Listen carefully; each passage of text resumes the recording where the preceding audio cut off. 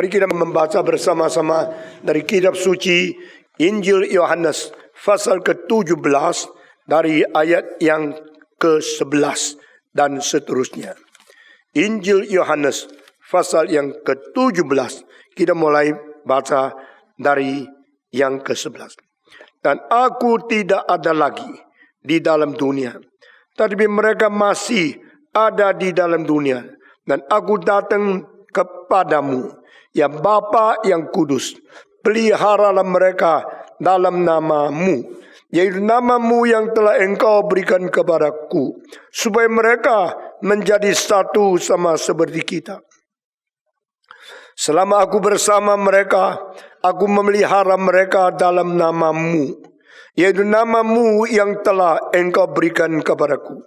Aku telah menjaga mereka, dan tidak ada seorang pun dari mereka yang binasa selain daripada dia yang telah ditentukan untuk binasa, supaya genaplah yang tertulis di dalam kitab suci.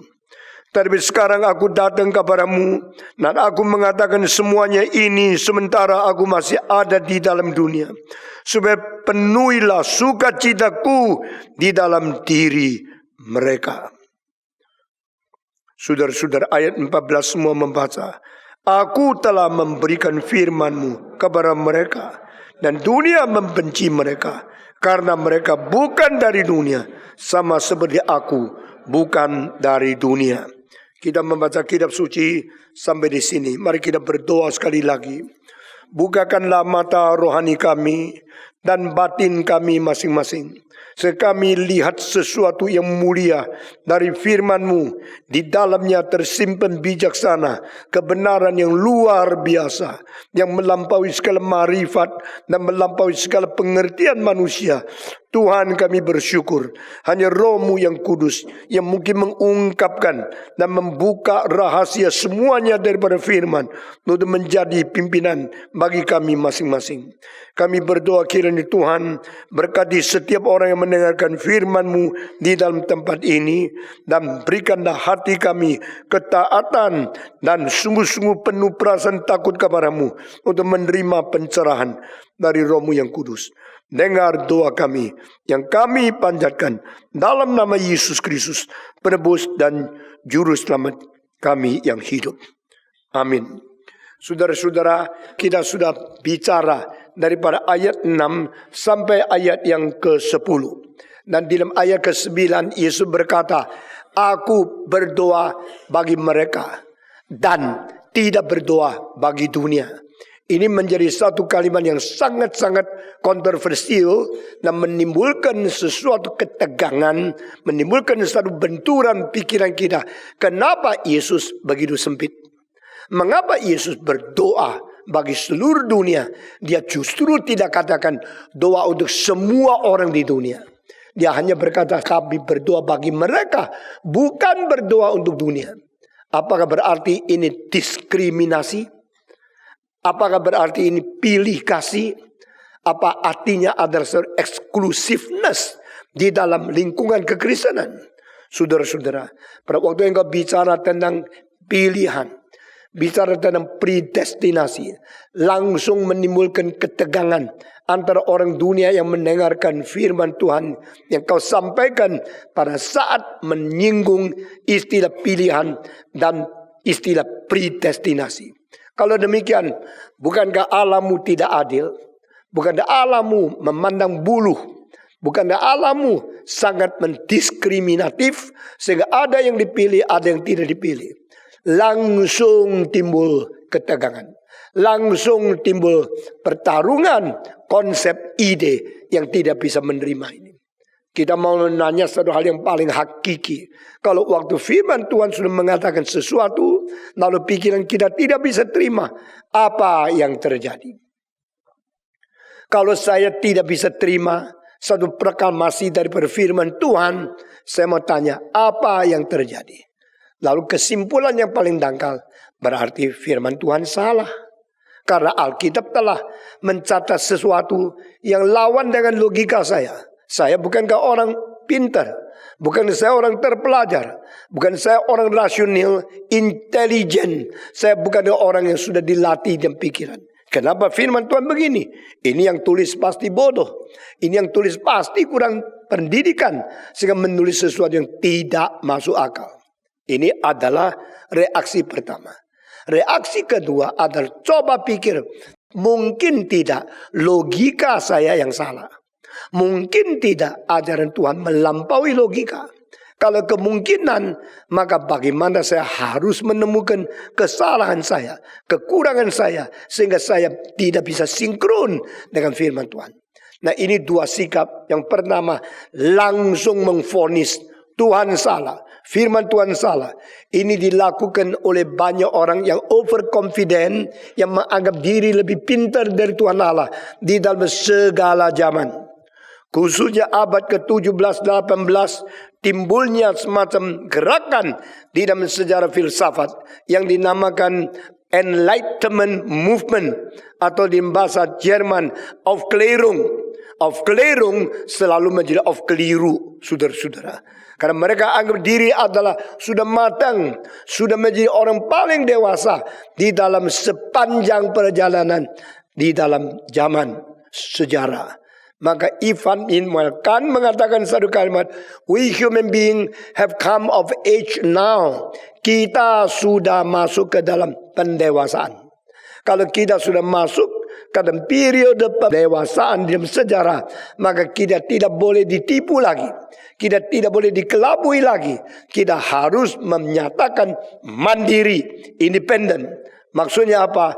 Manusia sudah pintar, manusia sudah matang, manusia tidak boleh lagi ditipu oleh agama-agama yang kuno. Maksudnya adalah agama-agama pada zaman kuno tidak mengetahui potensi manusia yang berkembang. Maka mereka kira manusia itu bodoh, sehingga boleh ditipu, dikelabui, boleh ditutup-tutupi. Tapi sekarang kita sudah masuk akal, sudah menjadi orang yang akal balik. Saudara-saudara, kalau kami sudah menjadi orang yang dewasa, sudah matang, maka kita menolak semua ajaran yang tidak benar. Saudara-saudara, dengan cara itu manusia melewati 250 tahun. Semenjak zaman Aufklärung, Enlightenment, maka rasio ditinggi-tinggikan. Kalau dulu gereja menghakimi orang yang pintar, sekarang orang pintar menghakimi gereja. Kalau dulu orang beriman menghancurkan mereka yang tidak beriman, sekarang orang tidak beriman pakai rasio mau menghancurkan iman yang dianggap terlalu ketinggalan zaman. Nah, ini adalah sesuatu pemindahan daripada semua takhta penghakiman di dalam sepanjang sejarah. Apa yang saya katakan tidak didiskusikan, tidak dibahas oleh gereja-gereja yang tidak mengabari Injil kepada kaum intelektual. Mereka menganggap ini tidak penting. Tapi bagi saya yang melewati gelombang, melewati kesulitan, dan melewati lembah bayang-bayang maut, bagaimanakah intelektualitas manusia bertempur dan bergempur dengan seluruh ajaran Alkitab. Sehingga pada waktu saya masih umur 17, saya hampir tinggalkan gereja. Nah, akhirnya saya menyerahkan diri dan berkata, bagaimanapun Tuhan, saya kembali kepadamu. Setelah engkau memberi jawaban, saya akan pergi ke seluruh dunia menjawab pertanyaan-pertanyaan kaum intelektual yang mengalami kesulitan beriman kepada Tuhan.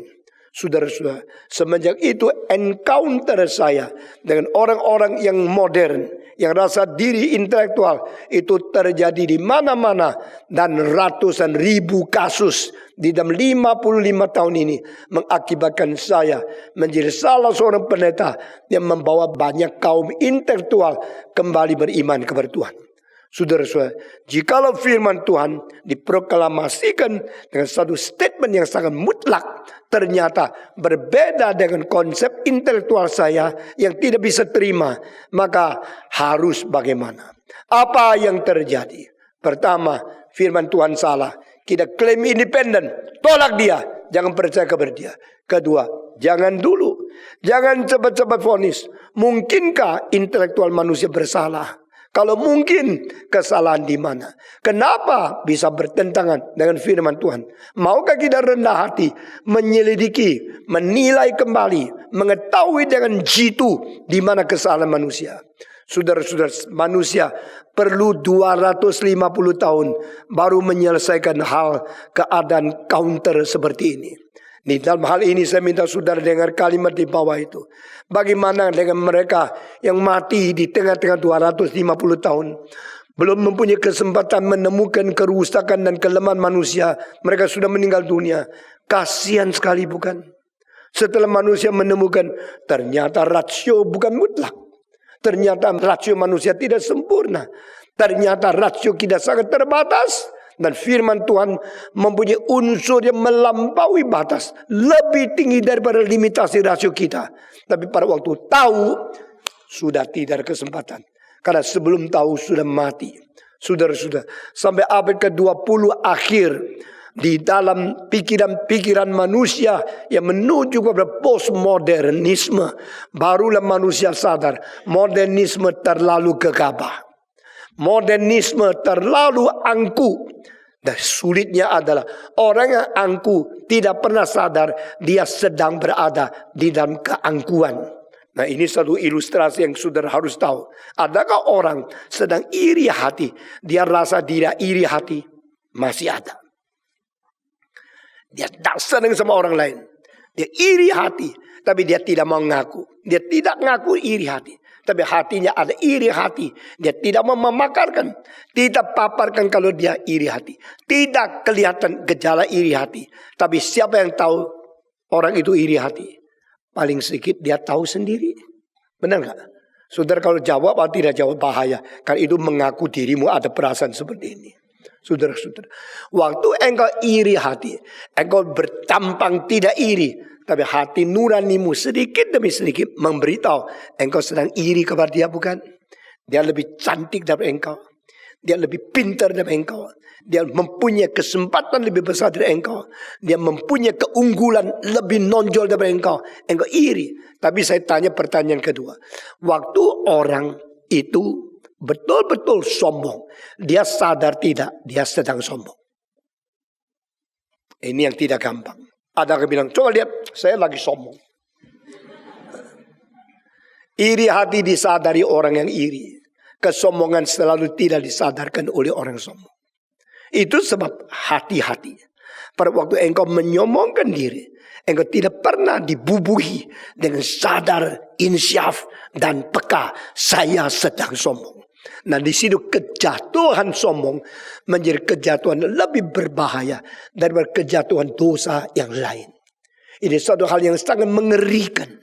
Engkau berada di dalam kesombongan, engkau tidak sadar. Nah, itu sebab saudara-saudara, pada waktu manusia berada di dalam kesombongan, keangkuhan, bahkan menghina Tuhan, dia tidak sadar dia sedang berada di dalam kejatuhan kesombongan. Di situ tidak ada kemungkinan manusia ditolong.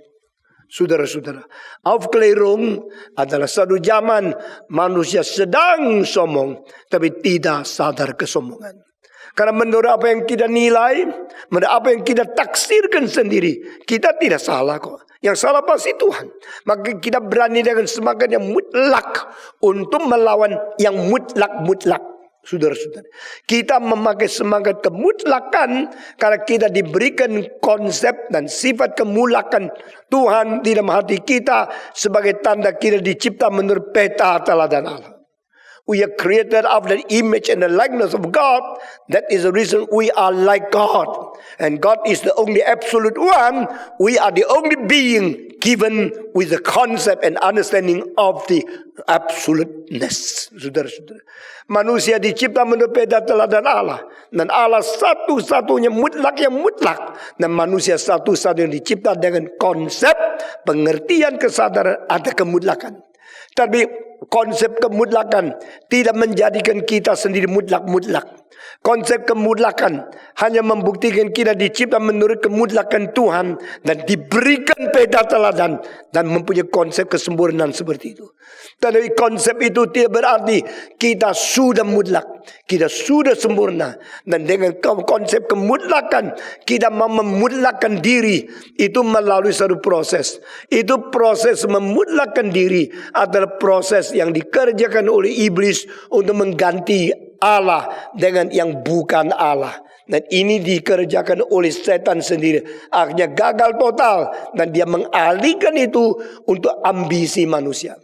Pada waktu seorang pemuda, seorang pinter, seorang kaya atau seorang berintelektual tinggi berusaha memutlakan diri, dia sedang mempergunakan proses kemutlakan itu untuk menjadi Allah palsu. Saudara-saudara, sedang memutlakan diri dan proses untuk mewakili Allah yang sejati. Dia adalah Allah yang palsu.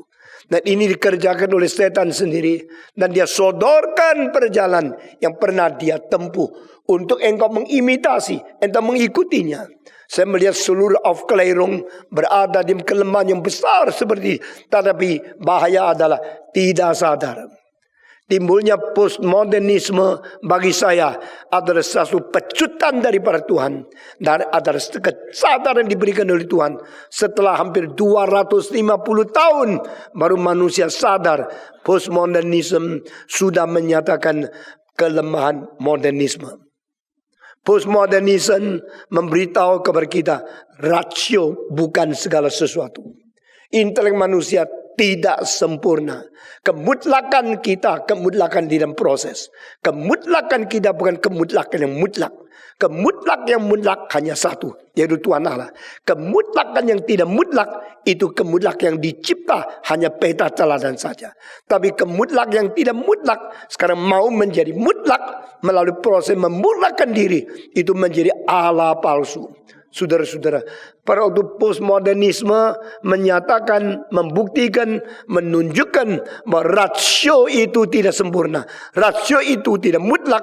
Mereka yang tadi dikelabui dalam proses kemutlakan ini banyak sudah meninggal dunia. Mereka diam 250 tahun. Sebelum sadar ini banyak sudah mati. Nah saudara-saudara, maka saya tanya satu pertanyaan lagi. Mengapa Tuhan tidak memberikan mereka kesempatan sampai mengerti semua baru meninggal dunia? Berarti saudara-saudara, waktu kita terlalu pendek untuk mengetahui rencana Allah yang kekal. The eternal will of God is not so easy to be understood in the shortage of our limited time when we are living on this earth. Kita hidup di dunia selama berapa puluh tahun, itu sebab takutlah kepada Allah. Ini menjadi pesan yang terakhir dari buku Pengkhotbah. Selesai semua ini, maka kesimpulan adalah takutlah kepada Allah. Karena ini adalah permulaan dari segala bijaksana. The fear of the Lord is the beginning of the wisdom. Kalau engkau tidak mempunyai bijaksana seperti ini, engkau tidak mempunyai perasaan rendah diri dan takut kepada Tuhan, engkau akan dibawa oleh arus kemutlakan, arus memutlakan diri, arus proses menjadikan dirimu yang tidak mutlak mengganti menjadi Allah palsu untuk mengganti Allah yang mutlak. Saudara-saudara sekalian, itu sebab pada waktu kita tidak mengerti, satu-satunya yang bisa kita ambil sikap adalah God. I can never understand everything about you. The only thing I should understand, I am under you. I should obey you.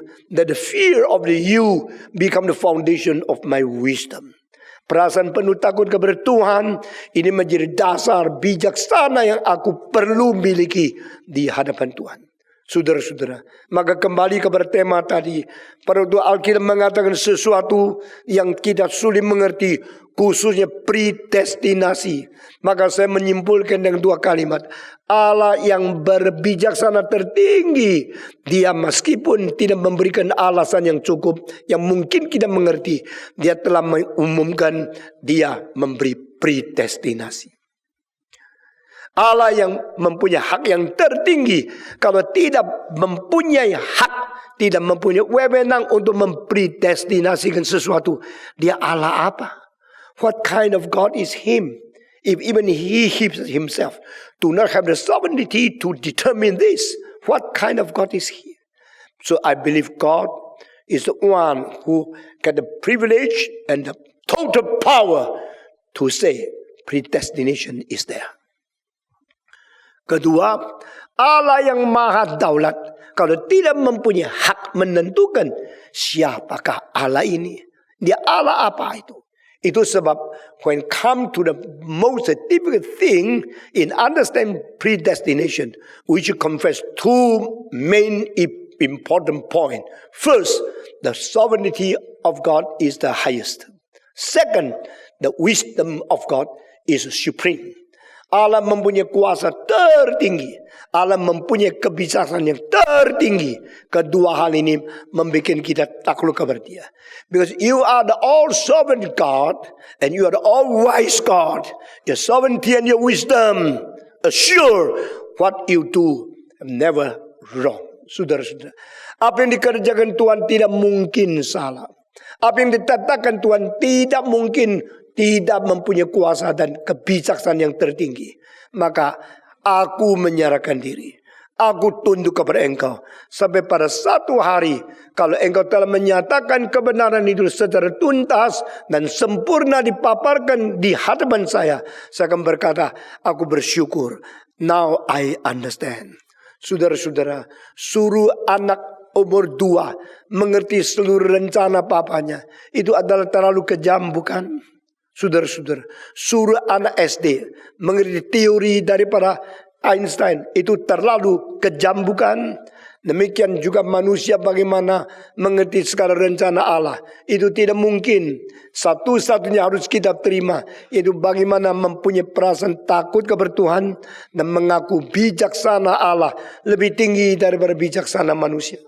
Kuasa Allah lebih tinggi daripada kuasa manusia. Jikalau kita di hal tidak mengerti langsung memvonis Allah salah, maka kita sendiri bersalah dalam dua hal. When you reject the sovereignty of God and you reject the wisdom of God, you think you are more powerful. You think you are more wise. Orang yang menolak predestinasi secara tidak sadar sudah menolak kedaulatan Tuhan dan menolak kebijakan Tuhan yang tertinggi.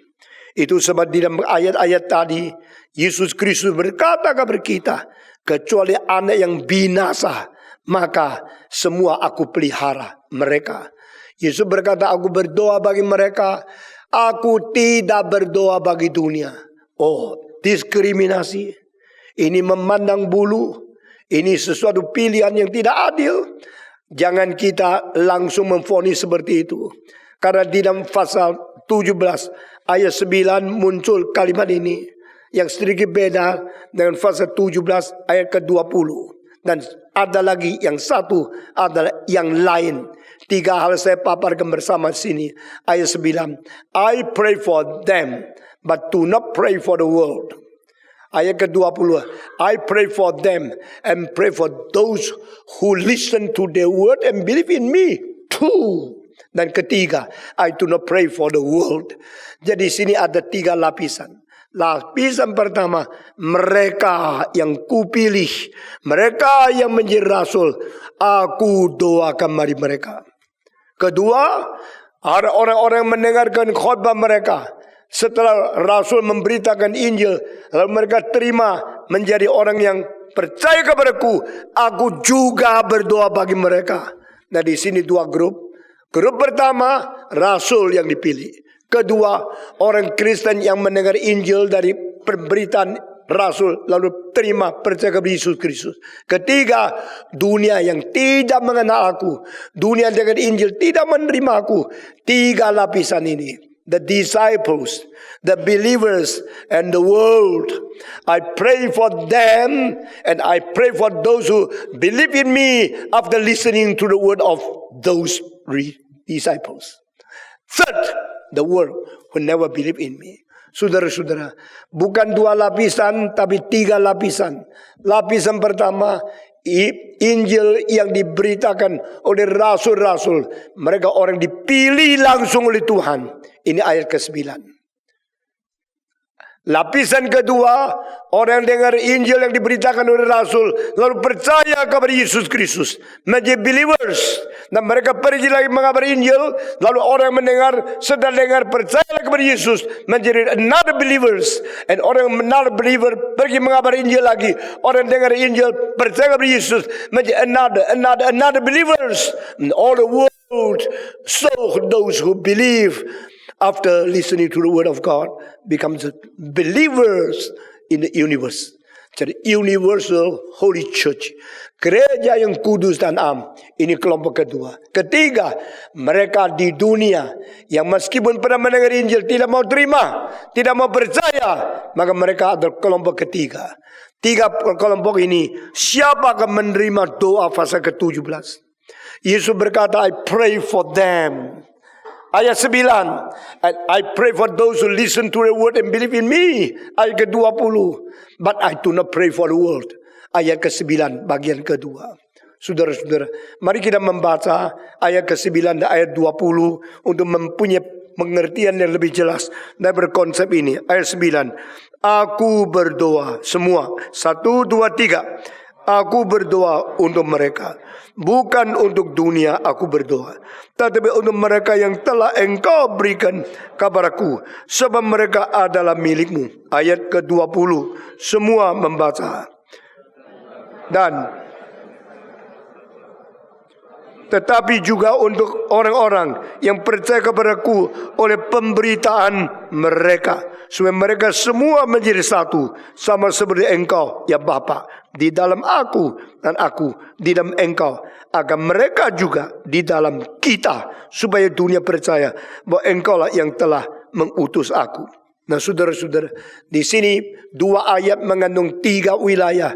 Pertama, I pray for them. Kedua, I pray for those who listen to their word, their proclamation, and believe in me. Ketiga, I do not pray for the world. Saudara-saudara, di dalam 3 lapisan ini, rasul-rasul yang dipilih Yesus sendiri pada abad pertama adalah orang pertama yang didoakan di dalam pasal 17 ayat ke-9. Lalu setiap zaman semua orang dengar Injil lalu percaya kepada Yesus Kristus adalah orang yang didoakan oleh Yesus di dalam ayat yang ke-20. Tetapi mereka yang sudah atau tidak dengar Injil atau sesudah tapi tidak menerima Tuhan, mereka adalah orang yang tidak didoakan oleh Yesus Kristus. Diskriminasi, pandang bulu, Yesus Kristus dalam mempunyai ketidakadilan. Saya tidak akan katakan itu. Saya akan katakan di dalam proses. Ada yang dipanggil dulu. Ada yang dipilih. Ada yang dipanggil. Yang dipilih itu sedikit. Yang dipanggil itu banyak. Yang pertama-tama dengan Injil harus mengabarkan lagi. Nah, mereka sudah mengabar Injil harus membawa banyak orang mendengar. Dan orang mendengar ada sebagian yang percaya dan sebagian tidak percaya. Yang percaya juga akan masuk ke dalam kaum pilihan. Nah, di sini kecuali mereka yang ditentukan oleh binasa, tidak ada satu yang hilang. Berarti semua yang dipilih Tuhan sendiri. Dan mereka yang dipilih Tuhan setelah mendengar Injil menjadi orang Kristen, masuk ke dalam kaum pilihan secara universal. Ini semua didoakan oleh Yesus Kristus. Ini ada ayat ke-9. Dan sesuai itu dia mengatakan, engkau telah memberikan mereka kepadaku, sebab mereka adalah milikmu. Dan segala milikmu adalah milikku. Dan segala milikku adalah milikmu. Milikmu adalah milikku. Dan aku telah dipermuliakan di dalam mereka. Kitab minggu lalu baca sampai ayat ke-10. Meskipun penjelasan tidak tuntas seperti bagian pertama di dalam khotbah hari ini, tapi saya minta saudara perhatikan waktu Yesus mengatakan, engkau telah memberikan mereka kepadaku. Masih ingat? Kita mengatakan meskipun diberikan Allah Bapa kepada Allah Anak tidak take it for granted. Allah Anak harus dengan curahkan darah, dengan menderita sengsara, dengan bertempur dengan kematian untuk boleh melewati kematian dan bangkit untuk mendapatkan mereka menjadi milik Kristus. Nah, ini adalah ajaran yang kita terima minggu lalu. Abraham demikian, Daud demikian, Yosua sama Khalid demikian, Musa demikian. Yesus Kristus sendiri menjadi teladan seperti ini. Bukan karena sudah diwariskan, sudah dijanjikan, maka dia sembarangan ambil terima begitu saja. Tapi dia berjuang. Sekarang banyak anak orang kaya gagal karena langsung mendapat warisan dari papa. Tidak usah berjuang. Kalau papa miskin kerja setengah mati menjadi kaya, lalu kekayaan begitu dikasihkan sama anaknya, Anaknya mulai rusak karena mereka mendapat warisan tanpa perjuangan. Yesus Kristus tidak demikian. Yesus Kristus diberikan segala bangsa oleh Allah Bapa kepada dia. Tapi Yesus Kristus mendapatkan segala bangsa bukan menerima begitu saja. Dia menerima melalui mencurahkan darah, menderita melalui taat sampai menjadi sempurna, baru mendirikan gerejanya. Saudara-saudara, sengsara mendahului kenikmatan. Kematian harus mendahului kebangkitan. Salib mendahului mahkota. Penderitaan mendahului kemuliaan. Ini prinsip Alkitab yang menjadi pendidikan untuk seluruh umat manusia. The education of mankind. Bukan family education. Bukan school education. Bukan college education. Bukan university education. Bukan social education. Dan the education of total mankind. Seluruh manusia harus belajar dari pendidikan ini melalui Yesus Kristus. Allah berkata, aku memberikan segala bangsa kepadamu. Tetapi engkau harus mati di atas salib untuk membeli dengan darahmu segala bangsa, segala suku, segala negara, segala bahasa. Manusia ditebus oleh darahmu baru menjadi orang Kristen yang sejati. Saudara-saudara, banyak orang mengajar jadi orang Kristen yang seenaknya. Percaya Tuhan nanti jadi kaya. Saudara-saudara, kaya cara apa? Tidak usah bersusah-susah mencari uang. Kaya dengan cara pintar cari modal, tanam modal. Tidak usah berkeringat untuk menjadi kaya. Saudara-saudara, semua uang yang diperoleh dengan tidak ada susah payah, gampang hilang dan tidak bernilai kekal. Semua uang yang diperjuangkan dan sungguh-sungguh bayar harga akan bernilai kekal dan akan mempunyai akal yang sangat dalam adanya. Saudara-saudara sekalian, pendeta-pendeta mengajar asal berkat Tuhan tiba, terima saja. Tidak usah kerja berat. Terima saja, percaya Tuhan bisa menjadi kaya, bisa menjadi sukses. Teologi kesuksesan, teologi kemakmuran telah melumpuhkan iman orang Kristen. Saya bersyukur kepada engkau di gereja seperti ini. Karena pendetamu telah merencanakan semua kesulitan-kesulitan yang harus ada. Supaya engkau bukan menjadi orang yang hanya menerima begitu saja. Saudara-saudara, begitu banyak anak orang kaya sampai generasi ketiga sudah tidak bisa cari duit. Karena engkau mereka kerja setengah mati. Papa mereka mempertahankan. Dan mereka mulai terima segala sesuatu tanpa kerja. Maka generasi pertama cari uang. Generasi kedua pakai uang. Generasi ketiga minta uang jadi pengemis. Inilah keluarga orang kaya. Strateginya sering terjadi di dalam ulangan dari sejarah. Ulang-ulang.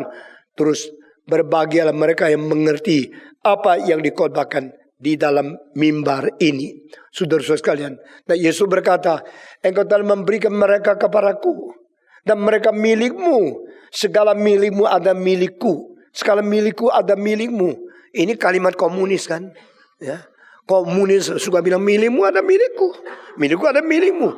Komunis yang asli adalah Bapa dan Anak. Holy Father and Holy Son. They live the true communistic world. Tidak ada komunis yang sesungguhnya seperti ini. Hanya di dalam Yesus Kristus. Dan komunisme di dunia adalah komunisme yang liar. Komunisme yang sesungguhnya adalah komunisme yang ada di dalam surga. Yang dimiliki oleh Bapa itu miliki Anak. Yang dimiliki oleh Anak itu milik Roh Kudus. Yang dimiliki oleh Roh Kudus itu milik Bapa.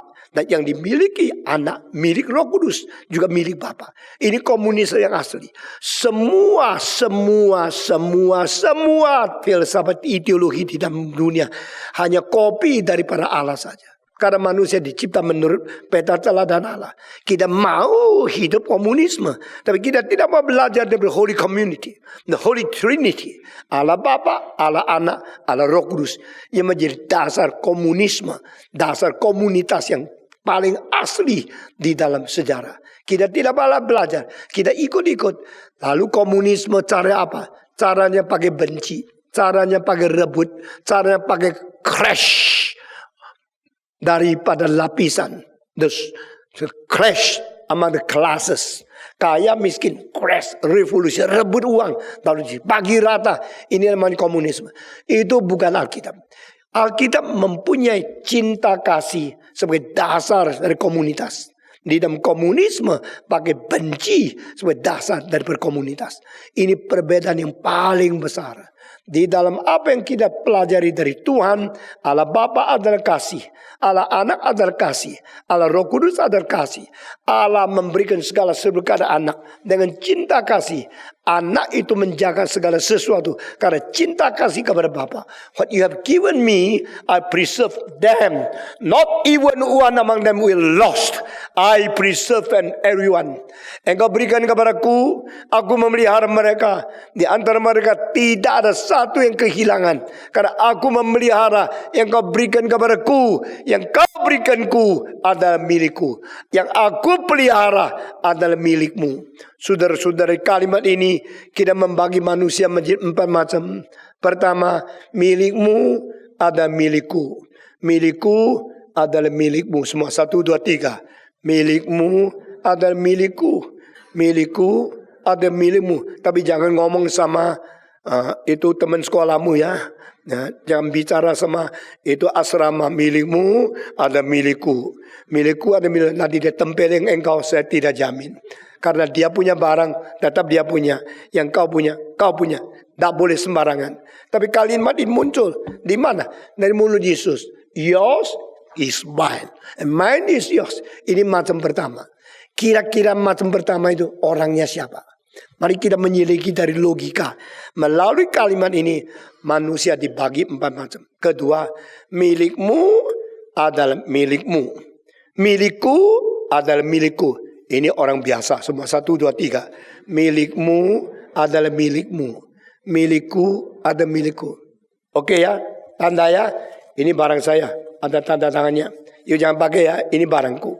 Yang ku punya kau jangan pakai. Yang mu punya jangan pakai. Apalagi kalau badannya besarnya beda. Jangan ganti pakaian. Saudara-saudara. Kalau saya kurus pakai pakaianmu. Maka terlalu longgar. Masuk angin dari mana-mana. Kalau engkau kurus sekali, pakai baju besar, bisa. Tapi engkau gemuk pakai baju kecil, akan pecah belah karu-karuan. Anda daging yang keluar di sini, di sana. Karena terlalu kecil pakaiannya. Milikmu adalah milikmu. Milikku adalah milikku. Ini orang biasa. Ini macam kedua.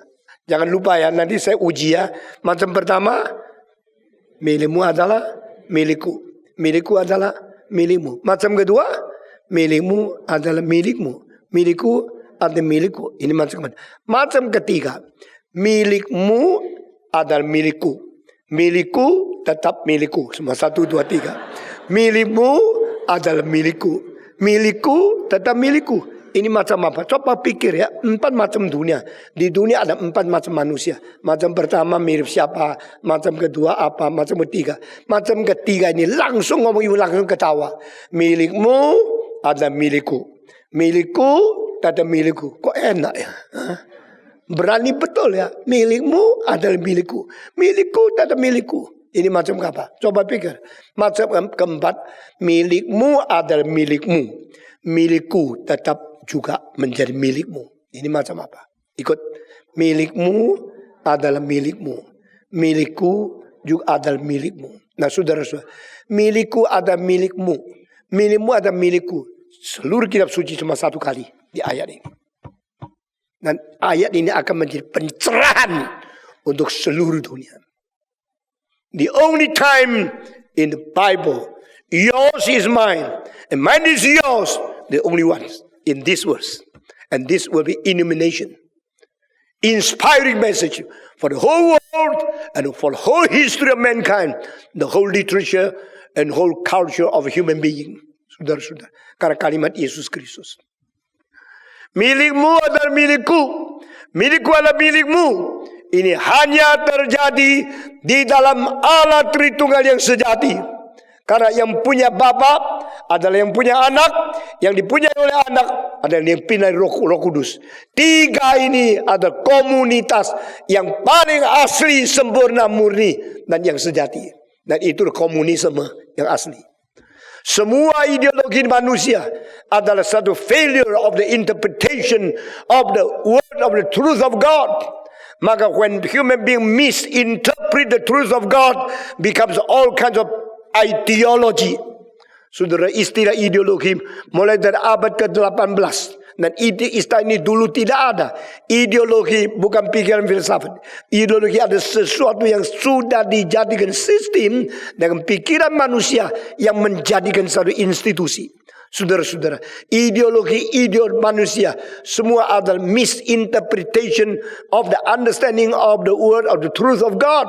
Semua sesuatu penyelewengan, manipulasi, atau sesuatu pembengkokan, sesuatu penyesatan dari pengertian firman Allah menimbulkan semua ideologi manusia. Dan komunisme adalah misinterpretasi daripada komunitas di dalam Trinity. Saudara-saudara, misinterpretation of the community life in the Trinity God that becomes komunisme. Komunisme di dunia ini adalah misinterpretasi, adalah semacam kesalahan, semacam bidat yang timbul daripada salah mengerti Allah Tritunggal. Nah, saudara-saudara, yours is mine, mine is yours. Ini adalah hidup Trinitas yang asli. Kedua tadi, yours is yours, mine is mine. Itu hidup seperti engkau dan orang lain di seluruh masyarakat. Itu sebab kalau engkau mengambil orang punya barang, langsung hukum mungkin dilakukan kepada engkau karena engkau mencuri. Yours is yours, mine is mine. Why you take mine as yours? Engkau mencuri, engkau sudah kriminal, engkau sudah berbuat dosa. Ini macam kedua. Kamu punya milikmu, aku punya milikku. Ini adalah hidup seperti masyarakat sekarang di dalam seluruh dunia. Ketiga, mine is mine, yours always mine. Itu mental apa? Mental perampok. Nah, saudara-saudara, waktu perampok punya saya, pasti punya saya, punya kamu, saya juga ingin mempunyai. Mulai timbul serakah yang mau ambil orang lain. Saudara-saudara, perampok bukan hanya memakai pistol. Perampok yang pintar pakai segala cara dagang yang tidak jujur, merampok melalui legalitas, lalu uangmu menjadi milik dia. Itu banyak sekali. Banyak orang yang lebih pintar memikir sebelum adanya hukum negara mengikat, dia sudah merampas uang orang lain. Itu semua perampok intelektual yang besar sekali. Itu juga disebut sebagai binatang ekonomi. Saudara-saudara sekalian, yang kau punya milikku, yang ku punya milikku. Aku sudah mempunyai begitu banyak, aku mau merebut engkau punya. Cara yang lebih kasar, merampok. Lebih halus sedikit, berjudi. Lebih halus sedikit, dagang tidak masuk moral dan menjalankan perampokan terhadap cara orang lain. Nah, saudara-saudara, hal ini saya tidak meneruskan karena ini akan sama menjadi interest sekali menganalisa semua macam bagaimana mengambil uang orang lain menjadi milik sendiri. Caranya banyak sekali. Saudara-saudara, sebenarnya saya kalau mau katakan lebih kasar, tetapi dilegalisirkan karena manusia berdosa masih memerlukan sistem seperti ini. Sekarang kalau engkau pinjam uang dari bank, engkau bayar bunga berapa? 5%, 1 tahun ya. 1 tahun. Tapi kalau sekarang engkau taruh uang di bank 0,25 ya. Jadi kenapa ya? Mana ada keadilannya? Saya taruh uang di you, kasih 0,25. You kasih saya uang, you ambil 5%. Saudara, di dalam perjalanan ini, maka engkau tidak lihat inflasi. Engkau cuma lihat di dalam jangka waktu yang panjang ini. Uang masuk, uang naik, uang masuk, uang keluar. Engkau tidak sadar. Selain inflasi, itu melalui permainan bank. Banyak uang yang hilang dari orang yang simpan uang di dalam bank. Tapi menghibur diri, angkanya tambah. Dulu 100.000, sekarang 100 lebih. Berapa? Bukan 102.000 loh. 100, 200. 100.000 lebih 200. Sudah tambah 200. Sudah bertumbuh. Sudah berkembang. Engkau perkembangan pelan sekali. Tapi engkau kalau mau rugi, besar sekali. Cara itu bikin bankir itu kaya. Semua orang yang menjadi dokter yang hebat, pakai Mercy, pakai itu BMW, pakai itu Rolls Royce. Semua bankir yang kaya, lawyer yang kaya, semua mempunyai keuntungan lebih daripada seharusnya. Saya tidak berarti itu salah. Itu dilegalkan. Tapi di belakang legal masih ada sistem rohani yang kita tidak bisa nilai. Tapi di belakang itu ada satu kalimat. Uangku itu uangku. Uangmu seharusnya juga kalau mungkin jadi uangku. Ya. Kalau bisa hari ini masih uangmu. Besok jadi uangku. Karena apa?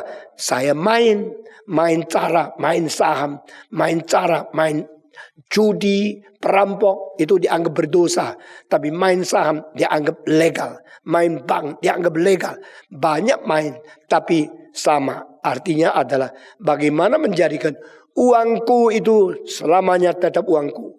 Uangmu juga menjadi uangku. Lebih hebat lagi, jangan pakai uang sendiri, tapi pakai uang umum untuk mencari lebih banyak uang umum. Dari umum menjadi pribadi, dari punya milik semua menjadi milikku.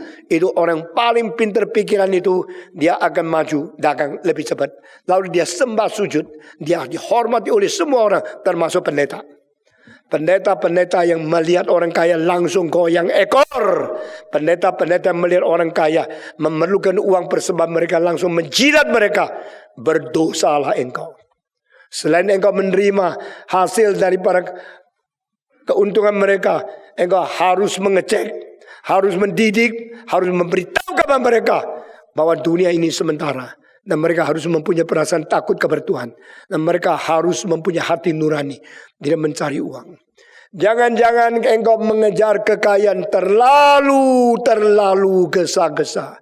Akhirnya menjual jiwamu menjadi milik iblis. Saudara-saudara. Di tengah-tengah engkau mendapat keuntungan. Jangan lupa setan juga ingin mendapatkan keuntungan. Dan keuntungan dari setan adalah milikku, kau pun milikku. Itu perampok terbesar.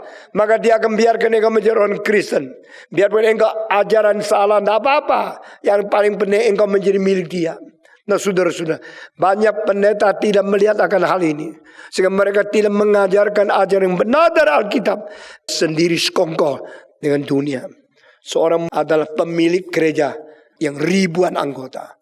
Nyonyanya bilang, you mesti dengar khotbah Stephen Tong. Karena khotbahnya lain sama konsep yang selama ini kita terima. Mungkin dia itu benar. Maka dia dengar khotbah. Dia dengar nyonyanya. Lalu datang dari khotbah. Pelan-pelan dia rasa, iya, beda. Pengertian reform beda sekali. Lalu dia dengan rendah hati mau belajar. Sudah belajar. Dia mengetahui banyak hal yang tidak beres di dalam gereja yang dia pimpin. Lalu dia akhirnya berdoa kepada Tuhan. Saya mau meninggalkan yang salah ini. Saya mau kembali yang benar. Tetapi kalau menjadi gereja reform, anggota akan hilang banyak. Dia susah gumul. Akhirnya pada waktu dia mengatakan saya mesti robah lagi. Menjadi gereja reform. Waktu dia menjadi gereja reform, anggotanya langsung hilang 2.000 orang. Kenapa? He tried to go to follow Jesus and walk in the narrow way. Jalan itu lebar. Pintu itu besar. Yang masuk itu banyak. Dan menuju ke neraka. Engkau jalan yang sempit. Pintu yang kecil. Yang menemukan sedikit. Menuju kepada hidup yang kekal. Saudara, kalimat-kalimat Yesus jangan diputar. Jangan ditwisted. Jangan dimanipulated. Mari kita kembali kepada asal. Dengar firman Tuhan. Paul Washer di dalam satu khotbah mengatakan, many people have already forgotten that narrow way. Kita sudah lupa ajaran Yesus Kristus. Jalan yang sempit. Pintu yang kecil. Orang menemukan itu sedikit. Itulah jalan yang benar. Kita mau kaya. Kita mau lebar. Kita mau sukses. Kita mau makmur. Akhirnya yang engkau miliki adalah uang. Yang memiliki kamu adalah setan. Engkau menjadi milik setan. Engkau tidak sadar. Engkau masih Kristen kok. Nyanyinya Kristen. Tapi cara dapat uang cara setan. Engkau Kristen? Engkau sungguh Kristen? Tidak gampang menjadi orang Kristen yang sejati. Tidak gampang masuk ke dalam kerajaan surga. Alkitab mengatakan orang kaya masuk ke dalam surga. Seperti unta masuk ke dalam lubang jarum. Masuk ke dalam lubang jarum. Unta yang besar itu sulit. Saudara-saudara, ayat ini tidak dibahas oleh orang. Mereka tidak suka ayat-ayat kayak begini. Kalau mungkin comot-comot, cari-cari, pilih-pilih ayat yang menyenangkan supaya lebih banyak datang ke gerejanya. Kenapa gereja yang besar-besar tidak nama gereja? Saya tantang sekarang. Kenapa gereja reform nama gereja? Karena apa? Karena apa? Bikin satu tempat bisa 20.000 orang. Tidak ada nama gereja. Kenapa di Jakarta? Kenapa banyak tidak pakai nama gereja? Kenapa tidak pakai gereja? Kalau nama gereja berarti sudah menjadi tempat suci. Kalau sudah menjadi tempat suci, tidak ada orang mau sewa. Yang sewa tidak berani masuk. Tapi kalau tidak disewakan orang lain, itu maintenance fee-nya begitu besar. Supaya ada income. Itu sebab tidak gampang pikul salib. Tidak gampang jalan sempit. The way is narrow. And we have forgotten that narrow way. Saudara-saudara sekalian, Yesus Kristus mengajar di sini. Dan dia berkata, mine is yours and yours is mine. That is true communism in the Holy Trinity. Saudara-saudara, yours is yours, mine is not mine. That's a selfish life in our society. Hidup selfish, hidup setiap orang mempentingkan sendiri. Itu adalah hidup masyarakat yang kita miliki. Seorang murid saya tanya, kenapakah kalau kita mobilnya kesenggol sedikit, sakitnya kita turun, lalu cari orang yang berhenti, ayo ketokkan kembali, bayar kerugian saya, karena ini mobil saya rusak. Kenapa? Mine is mine, yours is yours. Maka itu ada satu garis yang jelas. Tetapi herannya, kalau orang lain mobilnya tabrakan, kita bilang, tak apa-apalah urusan dia. Mari kita pergi. Kalau itu mobil kita yang dipinjam, tabrakan, kita mulai gelisah sekali. Karena apa? Mine is mine, yours is yours. Tidak peduli. Satu kali saya tabrak, bawa sepeda motor. Habis khotbah 5 kali. Tahun 68. Saya pulang ke rumah. Di tengah-tengah sepeda motor. Terlalu capek, saya tertidur. Akhirnya begitu, jalan. Satu becak keluar, saya tidak lihat. Piang, tabrak. Saya tabrak, saya jatuh di pinggir jalan. Sampai sekarang sepatu hilang satu, belum tahu ketemunya di mana. Nah, hari itu cuma sisa satu sepatu. Lalu tidak lama banyak orang keliling. Sudah keliling selesai. Akhirnya ada seorang, loh Patong ya? Kenapa di sini engkau? Saya waktu lihat sudah segi pusing karena kekar otak. Saya kekar otak 3 kali. Puji Tuhan masih ada otak. Saudara-saudara. Kekar otak pertama kali tahun 65. Kedua kali tahun 68. Tahun 65 waktu di Jakarta. Sesuai kekar otak. Lalu ada orang bawa saya. Karena saya cuma ingat satu nomor telepon. Ada orang datang bawa saya ke Weitautang di Krekot. Dan di situ saya dibungkus dengan perban. Lalu saya paksa diri pergi khotbah lagi. Mereka bilang engkau bisa mati. Engkau segera. Saya tidak tahu itu apa gegar otak. Saya cuma tahu saya masih ada otak. Saya harus berkhotbah. Kedua kali saudara-saudara di Surabaya. Malam-malam saya sudah khotbah 5 kali. Saya geletak di tengah jalan. Akhirnya seorang, kamu Patong ya? Saya tuh lihat-lihat siapa ini. Seperti pernah kenal orang itu. Sudah gegar otak. Akhirnya bertahu pendeta yang murid saya. Dia mengatakan saya juga pakai sepeda motor lewat. Waktu lihat banyak orang saya bilang, biarin aja. Siapa ini saya tidak tahu. Tapi pikir-pikir tidak enak. Mungkin orang yang saya kenal. Ini karena waktunya keluar dari gereja. Maka dia balik lagi rung. Loh Stephen Tong. Maka dia berhenti baru menolong saya. Saudara-saudara. Kenapa? Karena urusanmu bukan urusanku. Urusanku. Urusanmu. Sedikit sekali orang yang mempeduli orang lain. Selama hidup saya bersyukur kepada Tuhan. 1 kali lagi mobil saya tabrak. Jangan memberi kesan saya selalu tabrak ya. Ya, seluruh hidup ratusan ribu kali. Cuma berapa kali ini saja. Meskipun 1 kali pun sudah boleh masuk surga. Tapi sekarang belum. Waktu mobil terbalik di porong. Mobil meluncur di tengah jalan. Separuh di atas sungai, separuh di belakang sini. Tapi karena beratnya di sini, sehingga belum masuk ke dalam sungai.